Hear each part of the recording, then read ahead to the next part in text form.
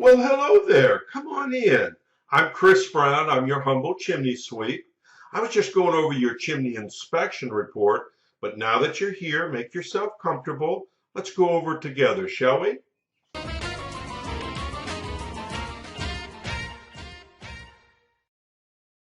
Okay, now let's take a look at the inspection report and see how it reads out. This is a generic report. This is exactly what you will get, only your information obviously will be filled into all these blanks. The upper right-hand corner of the report is the legend. Each one of these initials pertain to something. A is consistent with the age of the chimney. B, see comments below. C, repairs needed. D, need further evaluation. Or E, not applicable. And they're placed into the boxes next to the parts of the chimney that can be easily identified in this diagram. And then, of course, you'll find my comments here below.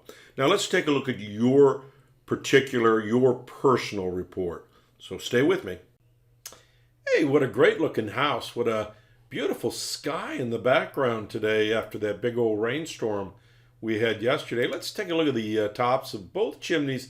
Have these decorative shrouds on them, but inside they have the typical prefab fireplace termination cap. Let's get a better view here. It has a screen around it. It keeps the creatures out. Of course, it has a top on it, keeping the rain out. And these things are very nice, and they're very safe, by the way. Prefab fireplaces are probably the safest fireplaces built because they're built in a laboratory. They're tested for the use that they're designed for. In this particular case, this one can either be burned with wood or the vented gas logs that are in there now. And you can see that these vented gas logs, these are Peterson logs.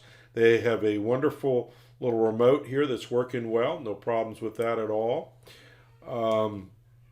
They use the key valve, the floor valve. You've got two key valves, one for this fireplace and one for the fireplace outdoors.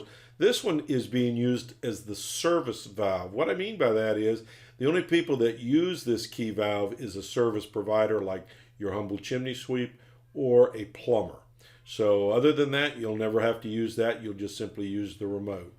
We want to keep the damper open on all vented appliances. The reason for that is it would make perfectly good sense to close the damper in the summertime, not to allow the air conditioning to vent up the chimney or the heat in the wintertime. But if you forgot it and left it closed and forgot to open it and started up those logs, you'd fill the house up with carbon monoxide, which you wouldn't smell or see, and it would send you right to the hospital. So we want to leave this damper open 24/7.